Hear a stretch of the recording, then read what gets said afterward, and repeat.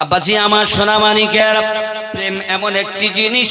মক্কা নগরে আমার নবী ইসলাম প্রচার করি, ওখান থেকে মদিনায় গিয়েছেন আব্বা আমার। পৃথিবীর সরজমিনে আমার নবী পাক সাল্লাল্লাহু আলাইহি সাল্লামের প্রেমে কি করেছে দেখেন। পৃথিবীর সরজমিনে বাবা মক্কা নগরে একজন ব্যক্তি আমার নবী পাকের আশিক হয়েছেন আব্বা আমার। এমন সময়তে আমার নবী পাক মক্কা থেকে মদিনায় চলে গেছে, থাকতে পারে না। চলাফেরা দেখে তার চাচা জিজ্ঞাসা করে, বাবা কি ব্যাপার, তোমার অবস্থা এমন কেন? আব্দুল্লাহ জুল বাজাদাইন হলো তার নাম। এখন আব্দুল্লাহ জুল বাজাদাইনকে বলছে, তোমার ভাব এমন কেন? তুমি মনে হয় কলেমা পড়ে মুসলমান হয়েছো।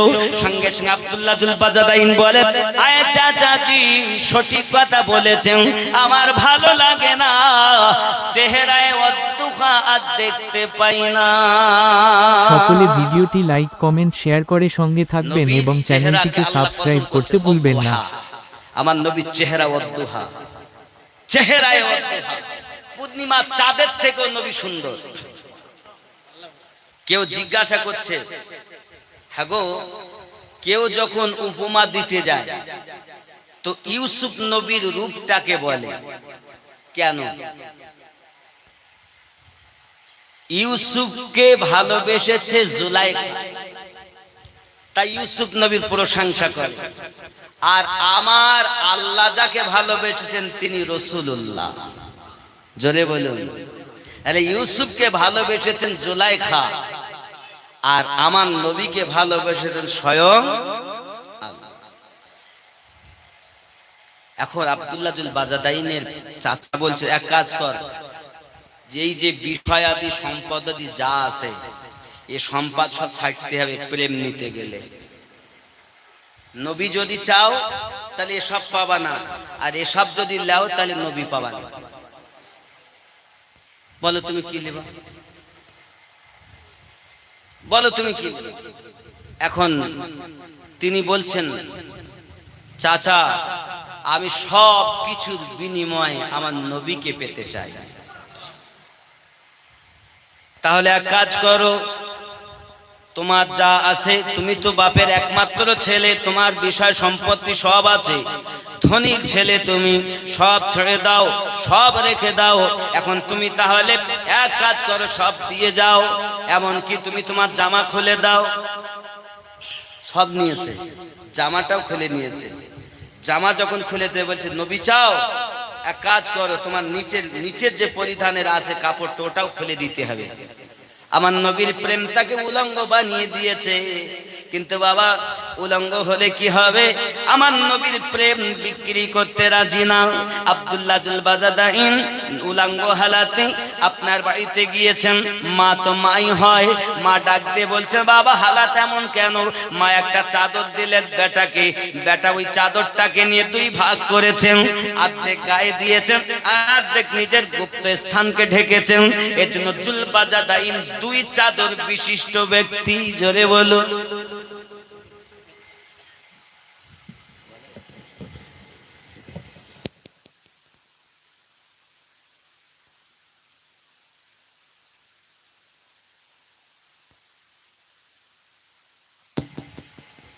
কি বুঝলেন? ঠিক আছে, কোনো ব্যাপার নেই। এমন সময় সব ছেড়ে দিলেন, চললেন চললেন। গদর করতে নিষেধ কে করেছে?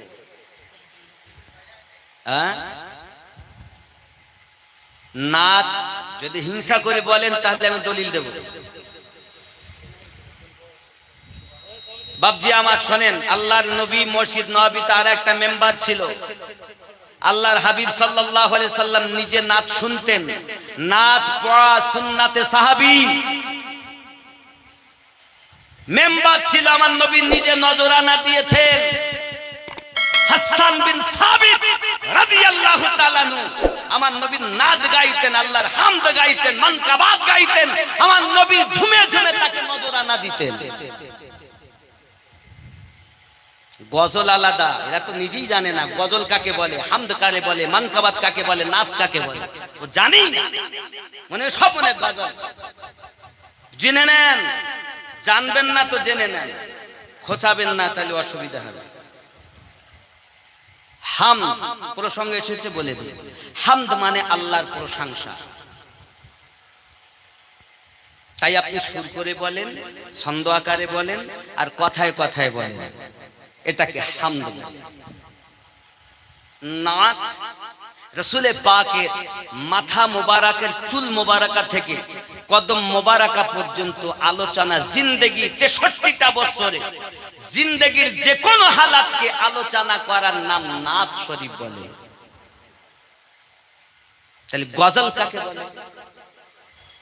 শব্দটা হলো গজল, গায়েন জে লাম, গায়েন জা লাম, আমরা বাংলা লিখি গ বর্গী জ ল, গজল। গজল মানে আশিক মাসুকের ব্যাপার, আশিক আর মাসুকের ব্যাপার। আশিক তার মাসুকের জন্য বিভিন্ন সময়ের বিষয় আলোচনায় কে গজল বলে। তাহলে মানকাবাত কাকে বলে? চারটি বলো, 4 রকম মানকাবাত। নবী সাহাবায়ে কেরাম বা কোন ওলিয়ে কামেল বা তাবিঈন, তাদের শানে তাদের প্রশংসা করার নামকে মানকাবাত বলে। কথা বোঝা যাচ্ছে? তাহলে আল্লাহর ওলিদের ছন্দ আকারে যেগুলো বলা হয় বা সাহাবীদের সম্পর্কে, তাবিঈনদের সম্পর্কে, এগুলোকে মানকাবাত বলে। কথা বুঝতে পেরেছেন? এগুলো খেয়াল রাখতে হবে। আব্বা যে আমার, আপনি যে গজল শুনে গান মনে হয়, গানে জ্ঞান যদি সে বোঝে, আর যদি সে না বোঝে অবুঝ, যেটা শুনে কবর মনে হয়, হাসর মনে হয়, নবী কথা মনে হয়, সে জিনিস আলাদা। আর যেটা দেখে ওই যে নায়ক নায়িকাদের কথা মনে হয়, সে জিনিসটা শরীয়ত হারাম। বুঝতে পেরেছেন? কিন্তু সাহাবী রাসূলরা গাইতেন, নবী নিজে ঝুমতেন, তার তুলতেন। আমি তো কিছুই করছি না, মদিনায় দোল লাগতো ঢেউ। হাদিস খোলো। যাই হোক, আল্লাহ আমাদের বুঝ শক্তি দান করুক। সবাই বলি আল্লাহুম্মা আমিন। আমি দলিল বিহীন চলি না, দলিল বিহীন বলি না। আমার প্রত্যেকটা গজল ও নাত ও মানকাবাত যেগুলো পড়ছি, প্রত্যেকটা কোরআন হাদিসের দায়রায়। একটি কথা যদি বাইরে হয় তুমি হাত কেটে দিয়ে যাও। বুঝ তো সবার একরকম না। আল্লাহ আমাদের বুঝ শক্তি দান করুক, জোরে বলি আমিন। আব্বা আমার, তাহলে আমি কার কথা বলছিলাম? নবীর আশিক আব্দুল্লাহ জুল বাজাদাইন। কি নাম? আব্দুল্লাহ জুল বাজাদাইন, নবীর আশিক। মা জননী তাকে একটি চাদর দিয়েছেন, চাদরকে 2 ভাগ করেছেন, এক টুকরা গায়ে দিয়েছেন, এক টুকরা পায়ে আপনার নিচের দিকে। বন্ধু আমার, আব্দুল্লাহ জুল বাজাদাইন রাদিয়াল্লাহু তাআলা আনহু আপনার কিনা ঘর ছেড়েছেন, বাড়ি ছেড়েছেন, মা ছেড়েছেন। মাকে বলছেন, মা আমাকে বিদায় দিন, আপনার সন্তান আমি হতে পারি, তবে আমার কলিজায় বেশি বেশি নবীর ভালোবাসা। আমি যদি এটাকে ছন্দ করে বলি তো হয়ে যাবে মানকাবাত। এভাবে বলতিস তো মনে হয় ওয়াজ করছে, এ বলতে এগুলো ভালো। আব্বা জি আমার সোনা মানিকেরা, হযরতে আব্দুল্লাহ জুল বাজাদাইন রাদিয়াল্লাহু তাআলা আনহু টুক টুক টুক টুক করে চলে যাচ্ছেন, অতি কষ্ট করে মদিনাতুল মুনাওয়ারা যাচ্ছেন। বাবা, মক্কা থেকে মদিনা 450 কিলোমিটার। সহজ রাস্তা নাকি হেঁটে হেঁটে যাওয়া? আব্বা আমার হেঁটে হেঁটে যাচ্ছেন, প্রেমে হাঁটছেন। প্রেম, প্রেম যার ভিতরে আছে তার ভাবগতি আলাদা হয়ে গেছে। যেমন আমি আপনাদেরকে বলি বন্ধু, সোনা মানিকেরা আমার, একজন ব্যক্তি আপনার কিনা দেখা গেল সংবাদ দিচ্ছে, লাইলিকে, লাইলি রে তোর মজনু তো রাস্তায় জঙ্গলে লাইলি লাইলি করে বেড়ায়। মজনু এখন মজনু চিন্তা ভাবনা, লাইলি লাইলি লাইলি করে পাগল।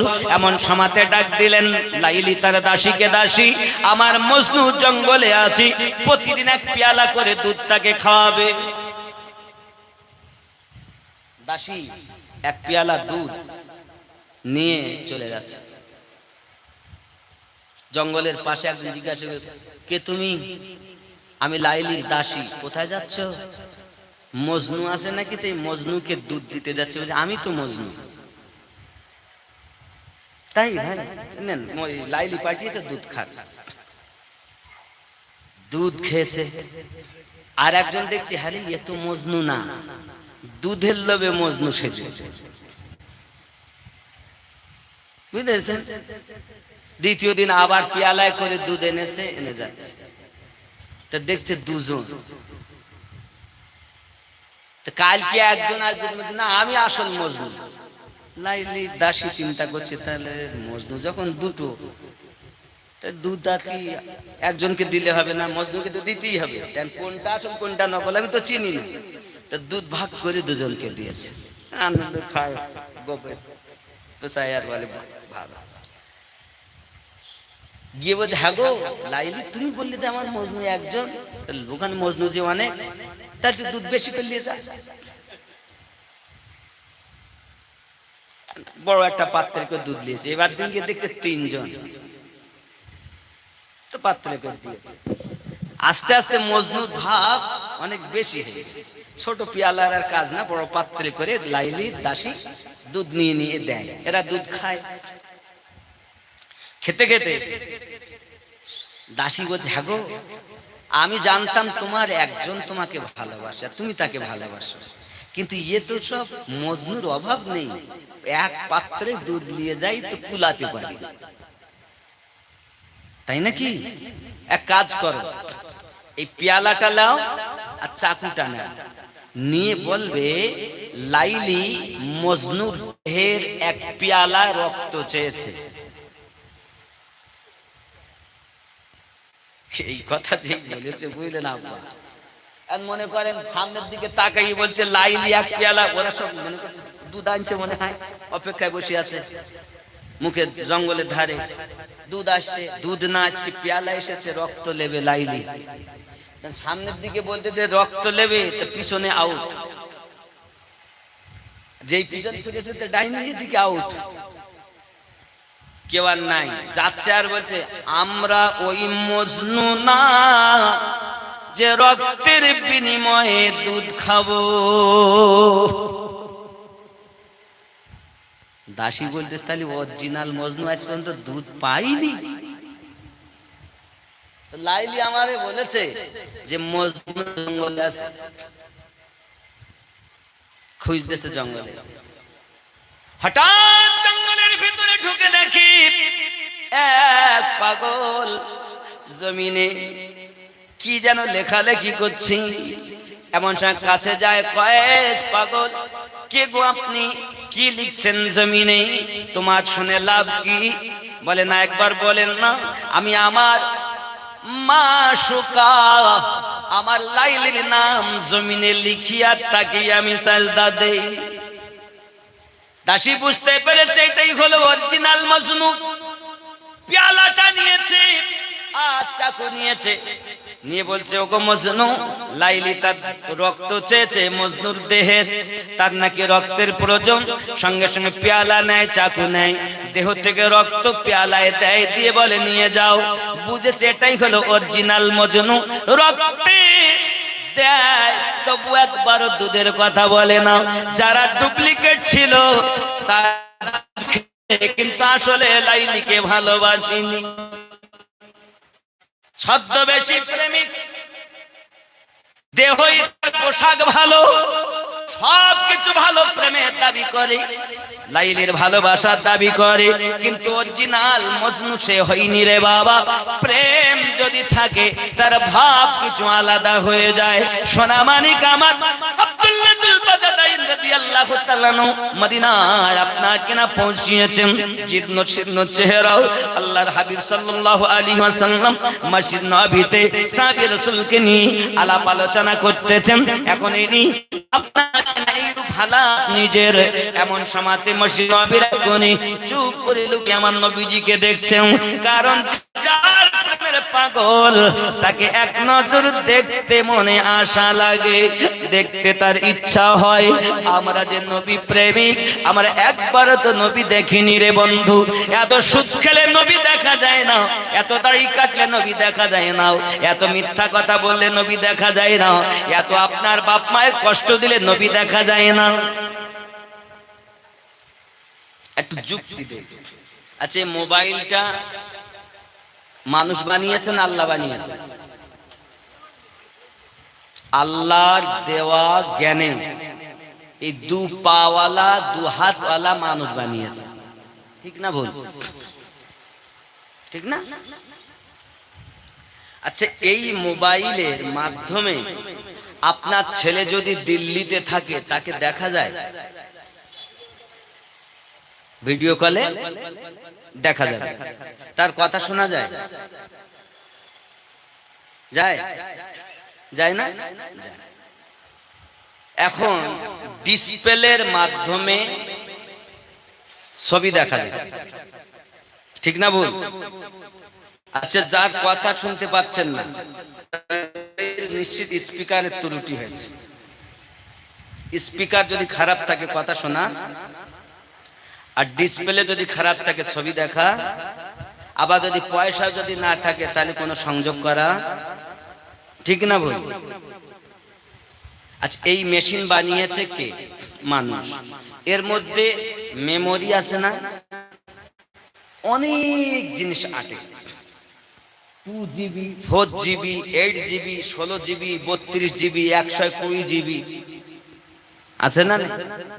সামান্য এতটুকু চিপস, তার মধ্যে এত জিনিস আটে কেমন করে? ভেবেছেন একবারও? ভাববেন। এই জিনিসটা মানুষ বানিয়েছে, তার যদি এত ক্ষমতা হয়, 1 মিনিটের মধ্যে দিল্লি, আরব, ইরাক, ইরান, কুয়েত, বিভিন্ন দেশ বিদেশে সন্তানের সঙ্গে যোগাযোগ করাতে পারে, পারে কি পারে না? মানুষের বানানো মেশিনের যদি এত ক্ষমতা হয়, আমাদের এই দেহের মেশিন কে বানিয়েছেন? তাহলে এই মেশিনের ক্ষমতা বেশি না এই মেশিনের ক্ষমতা বেশি? কোন মেশিনের ক্ষমতা বেশি? আমাদের আল্লাহর বানানো মেশিনের ক্ষমতা বেশি, ঠিক না ভুল? এইবার আপনি চিন্তা করবেন, তাহলে আল্লাহর বানানো মেশিনের যদি এত ক্ষমতা হয়, তা কই কিছু দেখতে পাচ্ছি না, তো বলেন না, কই শুনতে পাচ্ছি না, তো তার মানে আপনি শুনতে পাচ্ছেন না, আপনার স্পিকার খারাপ, কান খারাপ হয়ে গেছে। আপনি দেখতে পাচ্ছেন না, আপনার ডিসপ্লে খারাপ, চোখ খারাপ। এই অন্তরের 16টা রোগ আছে, প্রত্যেকটি কোরআনে। আপনি লা ইলাহা ইল্লাল্লাহ বললেন, কিন্তু কিভাবে কোথায় বলতে হবে এ আপনি নিজেই জানেন না। সারা জীবন বলে আসলেন, দাড়ি সাদা হয়ে গেল, মরণাপন্ন হলেন, বুঝতেই পারলেন না যে কিভাবে কি হলো।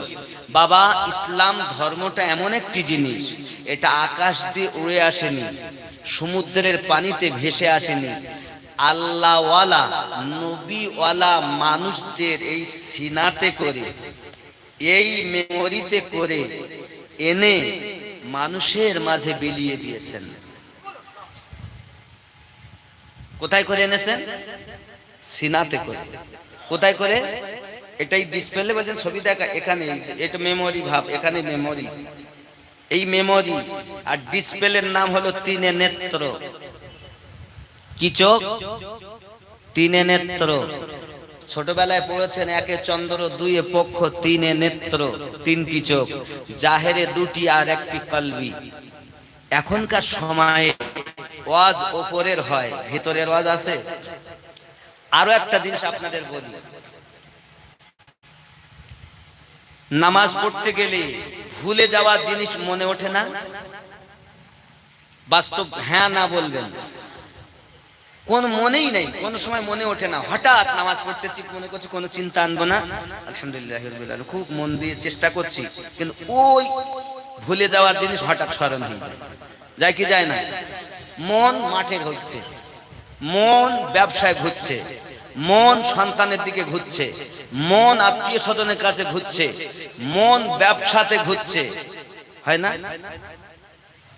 হয় কি হয় না? আচ্ছা, এই ওয়াজ কি একবারও কোনো মৌলবি করেছে যে এই রোগের ওষুধ কি? শুধু বলেছে উপর ঠিক করো, উপর ঠিক করো, নাগা পবিত্র, জামা কাপড় পবিত্র, স্থান পবিত্র, নিয়ত খাঁটি, সব থেকে ঠিক করো।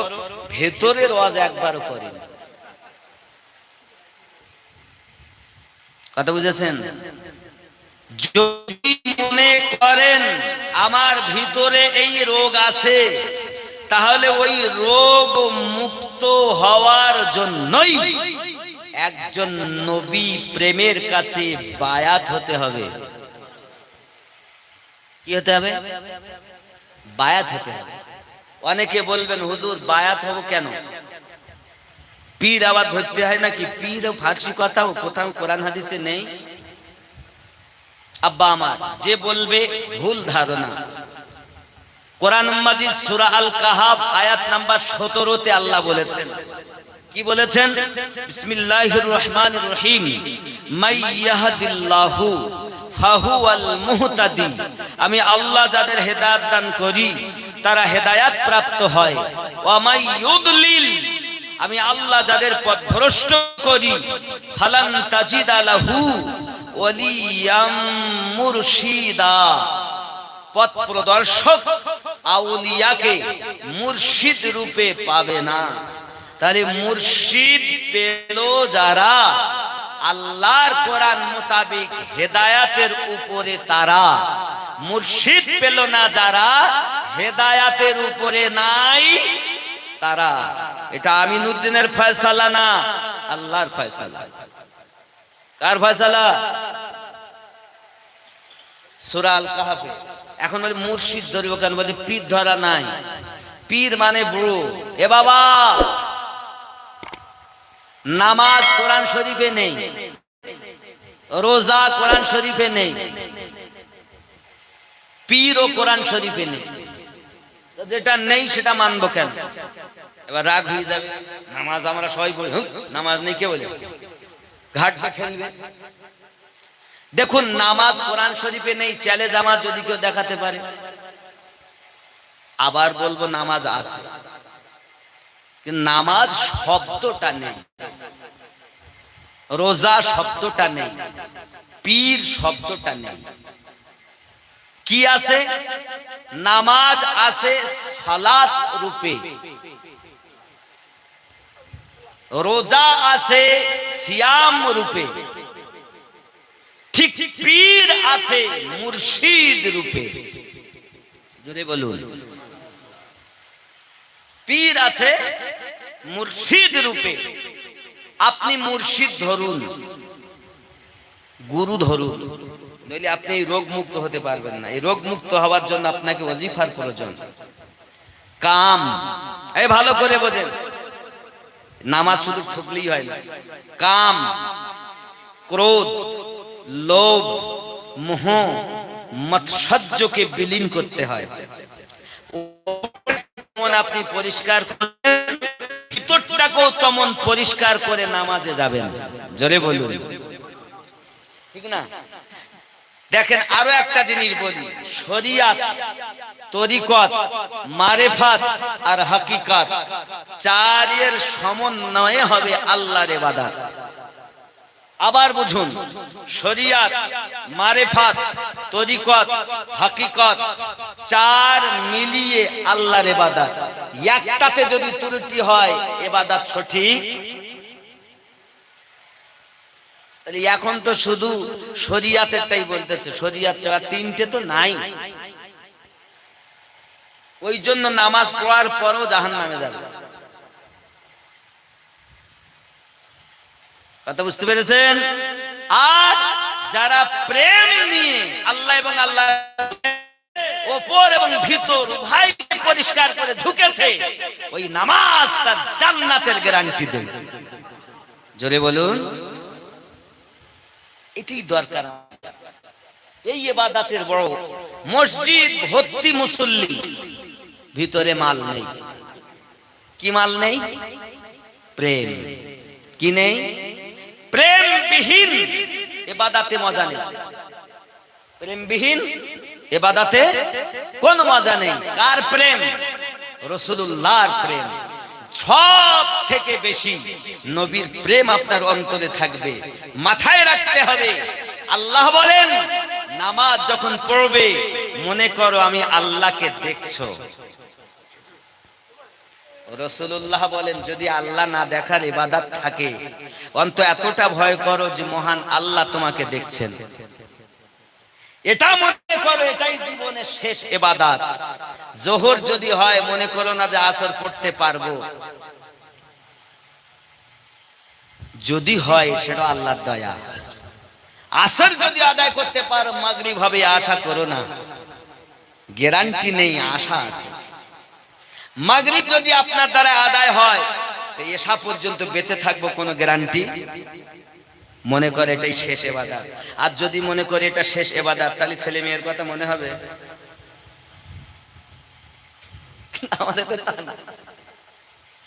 আমাদের অবস্থা কি বলেন? আমাকে একজন ডাকতে এসেছে বাড়ি, আমিনুদ্দিন ভাই বাড়ি আছেন? তো এইবার জিজ্ঞাসা করছেন যে মা আমিনুদ্দিন ভাই কোথায়? তো সবাই বলছেন আমিনুদ্দিন ভাই বাড়ি নেই, বাজারে গেছে, কখন আসবে তা যে বলা যাবে। আবার একজন এসছেন,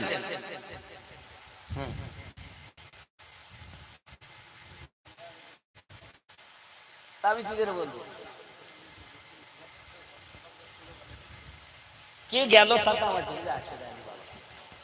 দেখেন, লোক থাকার জন্য আমার ওটা বড় প্রশ্ন না, আমি লোকের জন্য আছি না, আমি প্রেম বিলাতে এসেছি। কে গেল না গেল তার ব্যক্তিগত ব্যাপার। না না, ওটা আপনার মনের ধারণা, মন ঠিক করুন, মন ঠিক করুন। কে গেলের জন্য আমি কাউকে ধরে বসে নেই, কারণ আমি এখানে প্রেম বিলাতে এসেছি, আমি এখানে আমার ব্যক্তিগত কথা বলতে আসি। এখন আবার একজন জিজ্ঞাসা করছেন যে আমিনুদ্দিন ভাই বাড়ি আছে? আমার ছেলে বেরিয়ে বলছে না। কোথায় গেছে? বলে মসজিদে। কখন আসবে? বলছে 15 মিনিট দাঁড়ান, আসবে। তার মানে বাজারে গেলে কখন আসবো বলা যাবে না, কিন্তু আল্লাহর বান্দা মসজিদে গেলে বেশি সময় থাকবে। এটাই তো নাকি? এজন্য আমাদের চিন্তা করতে হবে সব সময় পাক পবিত্র থাকা। বিছানায় যখন ঘুমাবেন উযু করে ঘুমাবেন। এশার নামাজ পড়ে অনেক সময় অনেক কাজে কামে দেরি হয়ে যায়, তো ঘুমাতে যখন যাবেন তো উযু করে ঘুমাবেন, শুতে যাবেন। রাজি আছেন? দরুদ পড়তে পড়তে বেশি পারলে সূরা ইখলাস, সূরা ফালাক, সূরা নাস, এই 3টি সূরা পড়ে হাতে ফু দিয়ে পুরো দেহেতে বুলিয়ে নিয়ে ঘুমাবেন। দরুদ পড়তে পড়তে ঘুমিয়ে যাবেন। যদি ওই রাতে আপনার মৃত্যু হয় আপনি শহীদের দরজা পাবেন। আর আমরা কিভাবে ঘুমাই? উযু, মোবাইলটা ধরলাম, টিপতে টিপতে টিপতে টিপতে অনেক সময় মোবাইল পড়ে যায় হাতে, আবার রেখে দিলাম, ঘুমিয়েছি। এটাই তো নাকি? এগুলো বাদ দিতে হবে। দরুদ পড়তে পড়তে ঘুমাবেন। রাজি আছেন? সকালবেলা উঠবেন, ফজরের নামাজ আদায় করবেন। নামাজ আদায় করে আব্বা এবং মায়ের হাতে চুমা দিয়ে আপন কর্মে বেরিয়ে যাবেন। বলুন ইনশাআল্লাহ। যাদের আব্বা মা বেঁচে নেই কবরটা জিয়ারত করে তারপরে যাবেন। রাজি আছেন? বুঝতে পারলেন না আমার কথা? আব্বা এবং মায়ের হাতে চুমা দিয়ে যাবেন, আব্বার দোয়া মায়ের দোয়া নিয়ে যাবেন। এখনকার সময় বিবির দোয়া তো নেয়, মা বাপের দোয়া ঠিক না ভুল? মোহাব্বতে দরুদ আল্লাহুম্মা সাল্লি সাইয়্যিদিনা মাওলানা ওয়া আলা আলি সাইয়্যিদিনা মুহাম্মদ সাল্লাল্লাহু আলাইহি ওয়াসাল্লাম। আব্বাজি আমার রাসূল পাক সাল্লাল্লাহু আলাইহি ওয়াসাল্লামের প্রেম প্রীতি যাদের অন্তরে আপনার কিনা বেশি বেশি গেঁথে গিয়েছে বাবা, তাদের শান ও মান আলাদা হয়ে গেছে। দুনিয়াতেও লাভ, আপনার আখিরাতেও লাভ, ইহ জগতেও লাভ, পর জগতেও লাভ। জুরি বলুন না সুবহানাল্লাহ। আব্বাজি আমার সোনা মানিকের হাজাতে রাসূল করিম সাল্লাল্লাহু আলাইহি ওয়াসাল্লাম 63টি বছর জিন্দেগিতে আমাদের জন্য রোনা জারি করি মদিনার মাটিতে আজও কাঁদতেছেন। আশিকদের কানে তার আওয়াজ শোনা যায়, উম্মত ভুল করে দরুদি নবী আমার কষ্ট পান, যে নবী আমাদের সব সময়তে কাজে লাগবে বাবা, ওই নবীকে প্রেম করতে হবে। হাদিস শরীফে এসেছে, লা ইউমিনু আহাদুকুম হাত্তা কুনা হাব্বা ইলাইহি মিন ওয়ালিদিহি ওয়া ওয়ালাদিহি ওয়ান নাসি আজমাইন। হতে পারবে না তুমি ঈমানদার ততক্ষণ তো যদি তোমার সন্তানের থেকে বেশি, যদি তোমার অর্থের থেকে বেশি, তোমার বাপ মায়ের থেকে বেশি, দুনিয়ার সমস্ত মানুষের থেকে বেশি যদি প্রেম না করো, লা ইউমিনু, তুমি মুমিন হতে পারবে না। মুমিন হতে গেলে জানের থেকে বেশি ভালোবাসা করা প্রয়োজন। আল্লাহুম্মা সাল্লি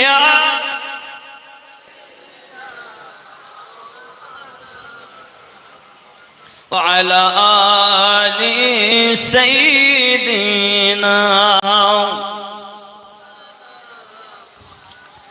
প্রিয় নবী সাল্লাল্লাহু আলাইহি ওয়াসাল্লামের দুশমনের অভাব নাই বাপ, একের পর এক দুশমন দুনিয়ায় আগমন মিলাদ পাক হওয়ার আগে শত্রুরা অপেক্ষা করে নবী কখন আসবে, তাকে মারার জন্য, অপমান করার জন্য, আঘাত করার জন্য।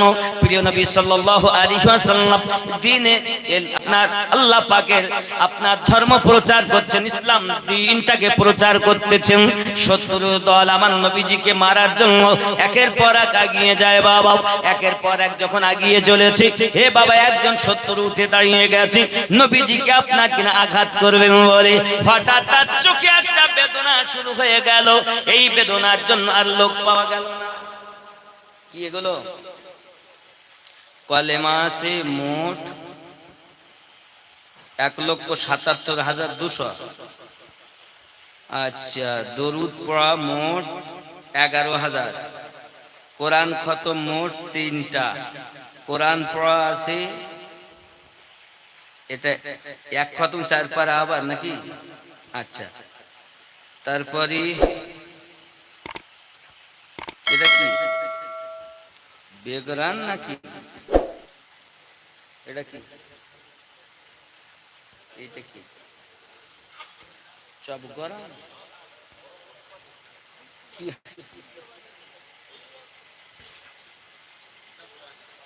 ওটাও কোরআন?